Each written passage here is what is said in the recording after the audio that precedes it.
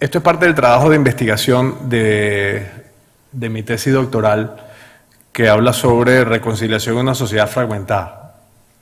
Obviamente, al ser venezolano, un tema importante, y aquí va a haber, aparte de los estudios que se han hecho, también basado en esa venezolanidad que tengo, en mi experiencia como mediador registrado y como oficial naval retirado también.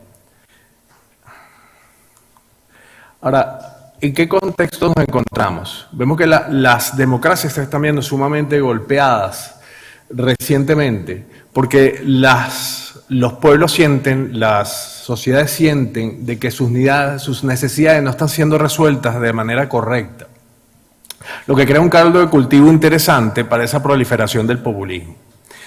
En el año 2021, la Organización para la Cooperación y el Desarrollo Económico hizo un estudio precisamente sobre la confianza en las democracias, y hablaba sobre 3 pilares en los que esa confianza se basa, que son la fidelidad, que las cosas se cumplan, las promesas se cumplan, las necesidades sean resueltas, sobre que las necesidades personales también puedan ser cubiertas, y vemos que esos resultados de ese estudio arrojan que un 41.1% no cree en los gobiernos que tienen en sus países, ¿no? En los países que hicieron ese estudio.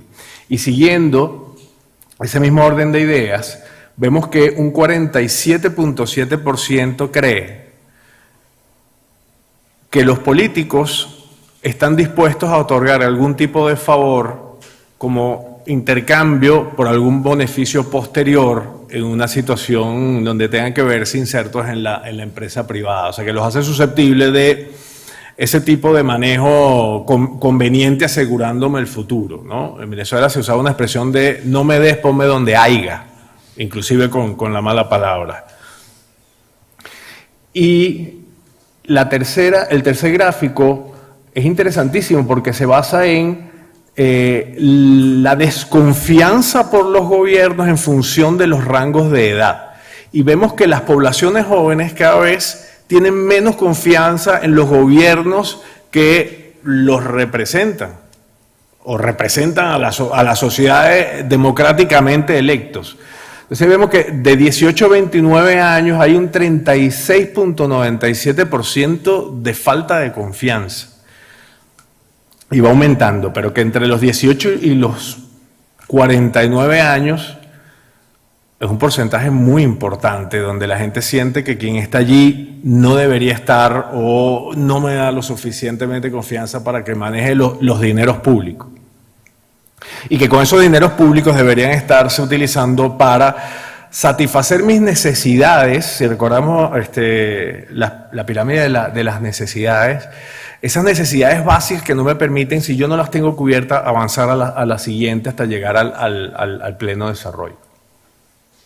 Entonces vemos que hay unos diversos actores que están siendo movidos por hilos a mi conveniencia por otros actores que en función de lo que yo quiero darme a representar, los utilizo a conveniencia. Entonces, en un caso son los migrantes, en otro caso es el neoliberalismo, en otro caso es el satánico imperialismo que sigue existiendo a nivel mundial. Entonces, esos actores yo los utilizo a conveniencia, y cuando yo creo que estoy por arriba del bien y del mal, se van generando una serie de situaciones porque me estoy brincando esos check and balances, que voy generando conflictos internos muy importantes a nivel ya de enfrentamientos entre grupos, pero que esos conflictos terminan en muchos de los casos permeando hacia los países vecinos. Colombia, por ejemplo, es un gran caso de cómo por frontera natural ha acogido una gran cantidad de la gran cantidad de venezolanos que han terminado saliendo de sus fronteras.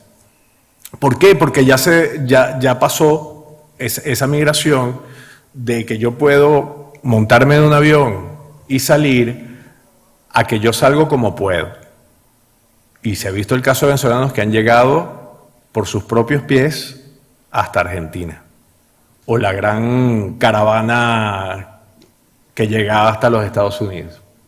Entonces, basado en ese contexto, veamos primero, pero ¿a qué nos referimos con populismo? Porque el populismo y conflictos son dos de los grandes conceptos más satanizados recientemente.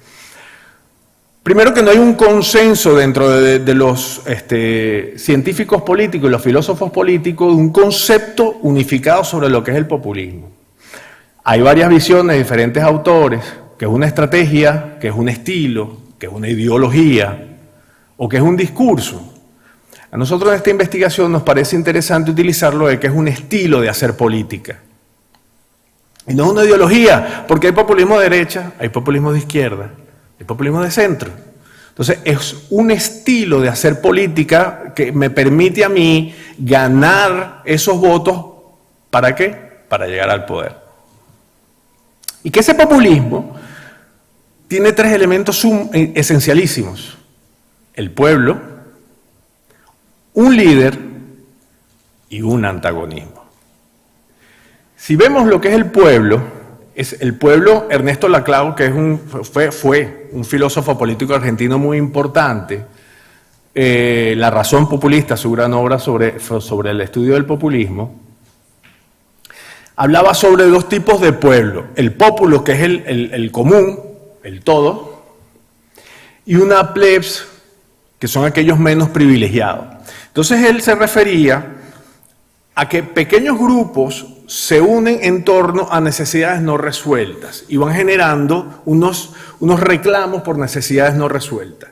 Pero cuando yo agarro a ese pequeño grupo que reclama por esto, a este otro que reclama por esto, a este otro que yo reclamo por esto, y les doy un factor común que es, vamos a hacer el reclamo hacia arriba, ya yo los uno, y entonces cuando esa plebs de esos menos privilegiados pasan a reclamar la autoridad de ser el pueblo.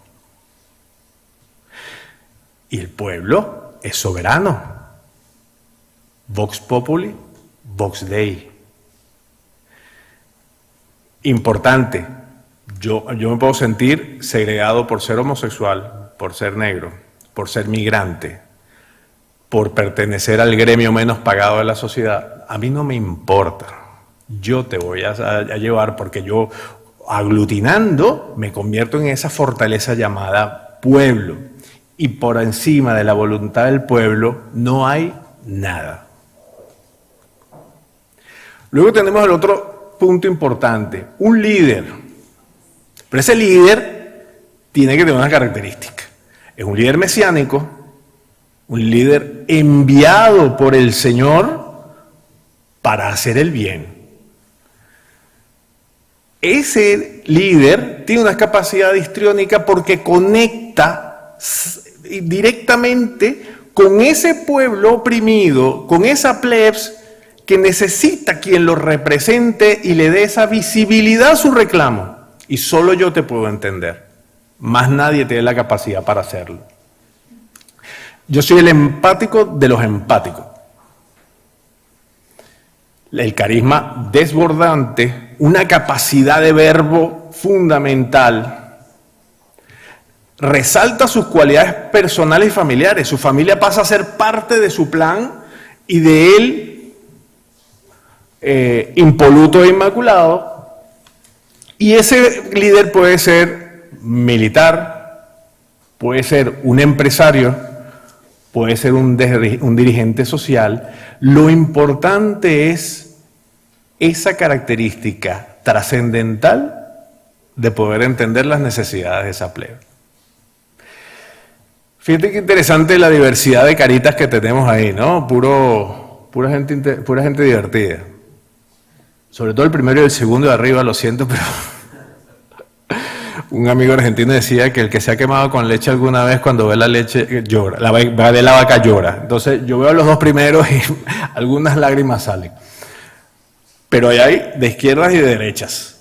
O sea que tenemos un abanico bien interesante de personajes. Y luego tenemos que basarnos en un antagonismo, en una diferencia. Entonces, yo ese pueblo lo tengo que dividir entre a quienes yo represento que son lo mejor que existe, oprimidos, relegados, deshumanizados, y los voy a defender de aquel, utilizando palabras recientes, de aquel señor del puro, de aquella oligarquía que la oprime, aquel que le quita y por eso él no tiene. ¿Ok? Hugo Chávez decía, tú eres pobre porque el rico te lo ha quitado todo.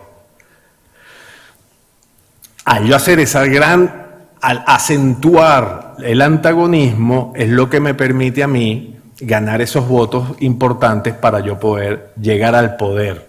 ¿Ok? Pero debo machacar, debo triturar, ¿no?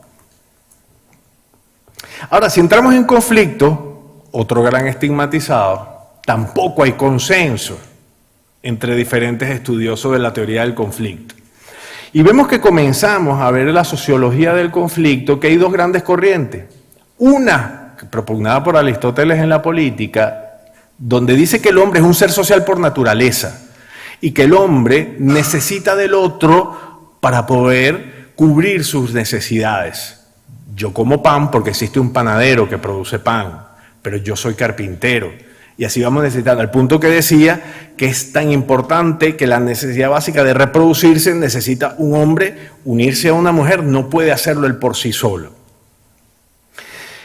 Eso va en contraste, bueno, decía que esa necesidad de yo cubrir mis necesidades, que me lo aporta otro, genera roces naturales. Pero como necesitamos vivir en sociedad, el conflicto es inherente al hombre porque necesita realizarse a través de la unión con otros.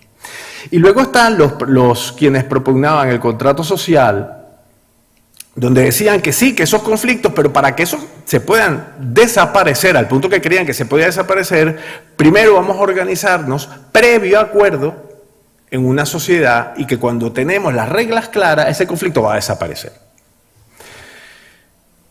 En nuestras investigaciones nos vamos más por la visión aristotélica, por eso la resaltamos. Y dado que hay esa gran variedad de conceptos sobre lo que es un conflicto, nos ha gustado mucho la planteada por Pruitt y Rubin, unos sociólogos norteamericanos, que habla sobre una percibida divergencia de intereses o la creencia de que mis aspiraciones no pueden ser cubiertas porque están las tuyas. Y lo interesante de este concepto es el uso de percepción y de intereses, porque convierte el conflicto en un concepto subjetivo y no un concepto objetivo. Todo depende de cómo cada uno de nosotros lo esté percibiendo. Y ese punto es sumamente importante. Luego está el señor Johan Galtung, uno de los grandes estudiosos de la teoría del conflicto noruego, que tiene la teoría del triángulo del conflicto, violencia y paz. Ese triángulo, ABC por los nombres de Attitude, Behavior and Contradiction, tiene estas grandes aristas donde un punto es la conducta, que es lo que se observa de la persona, es lo manifiesto, que puede ser positivo y negativo, inclusive al mismo momento. Luego está la parte interna de esa persona, que es su actitud. Allí están sus emociones, sus conocimientos. De hecho, nosotros cuando trabajamos en resolución de conflictos, las emociones es algo sumamente importante a considerar porque en muchos casos es el meollo del conflicto. Pero eso no lo vemos, eso lo tenemos que ir descubriendo. Y luego está la contradicción. Es donde nosotros sentimos que si tú quieres algo y yo también lo quiero, no hay manera de que nos podamos poner de acuerdo. La sumatoria de A más B más C es lo que nos define a nosotros el concepto, lo que es el conflicto. Cuando nos basamos en la teoría de Johan Galtung, vemos que hay una relación entre populismo y conflicto de la siguiente manera, que comparten cosas. Primero, que no hay consenso en su concepto. Segundo, que no son per se negativos, por eso habla de los grandes estigmatizados. Un conflicto bien gestionado puede producir cosas interesantísimas. Un equipo de trabajo donde haya diversidad de opiniones o diversidad de visiones, con un gestor o un manager que lo sepa direccionar correctamente pueden salir soluciones innovadoras e increíbles. Lo mismo que el populismo. El populismo siempre se ha visto como algo negativo, pero es que puede haber una relación entre ese líder populista que si verdaderamente se dedica a resolver los problemas del pueblo porque ha logrado el poder y que sí le da visibilidad a esos grupos que están viéndose segregados por alguna manera, puede ser algo muy importante al final del camino. Pero también hay unas causas que los producen, que son comunes: la deshonestidad, la negligencia, falta de límites, temor. Las actitudes también que generan escalada o ese populismo negativo también son compartidas por los dos conceptos. Pero veamos cuándo se genera un conflicto negativo o ese populismo negativo. Cuando en la contradicción que se escoge un enemigo común, lo que yo hago es resaltar ese antagonismo y machacar. Y en que es imposible que tú puedas alcanzar lo que tú necesitas mientras el otro exista. Y vemos los ejemplos de los discursos de personas tan distintas como Donald Trump, Hugo Chávez. Uno se basaba en que los inmigrantes ilegales y los musulmanes eran su gran enemigo, pero el otro hablaba del imperialismo y el neoliberalismo. En función de Galtung, la conducta es a lo visible, el discurso divisor, donde yo le doy apelativos al otro, busco deshumanizarlo. Entonces yo lo veo como un rival, no lo veo con lo que sucedió en Ruanda. Eran cucarachas las que estaban siendo exterminadas, no eran seres humanos. Entonces hablamos del facha, del zurdo, del xenófobo, del oligarca, del neoliberal. Y quien no está conmigo está contra mí, divido. Soy vehemente, soy avasallante, no me importa lo que el otro pueda sentir. Prefiero la confrontación.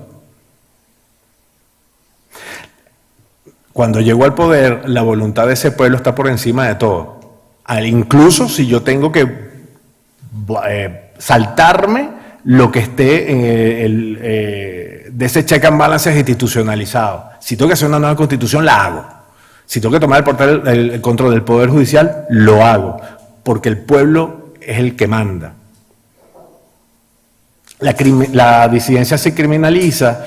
El resentimiento es el arma de lucha. Y cuando hablo de la disidencia se criminaliza, como oficial naval retirado que soy, traigo ejemplos reales. El capitán de navío Luis de la Sota Quiroga, compañero mío de la Escuela Naval, torturado en los calabozos de la inteligencia militar venezolana, y el capitán de corbeta Rafael Acosta, que fue muerto a golpes, porque pensaban diferente y lo manifestaban, pero se hablaba de conspiración desde el punto de vista militar. O sea, que no son utopías, suceden en la vida real. Se producen grandes enfrentamientos entre seguidores y traidores. Habrán visto más de una vez los enfrentamientos en las manifestaciones de reclamos de cualquier cosa en Venezuela. Esos mecanismos de control, ya lo vimos, se saltan. Pero se protege a quien es parte del sistema, porque él está en esa lucha titánica junto conmigo para romper aquellas barreras que tienen a la gente oprimida. Y puede generar esa diáspora. Y vemos acá, en un estudio de ACNUR, que para el 2022, de los 89.3 millones de personas desplazadas a la fuerza, 4.4 millones eran venezolanos.